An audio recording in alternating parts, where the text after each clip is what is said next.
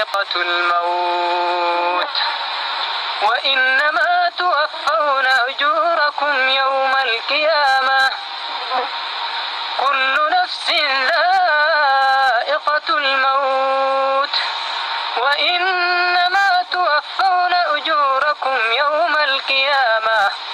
فمن زحزح عن النار وأدخل الجنة فقد فاز وما الحياة الدنيا إلا متاع الغرور لتبلون في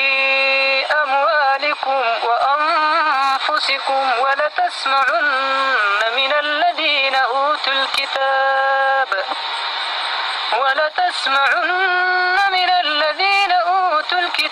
من قبلكم ومن الذين أشركوا أذى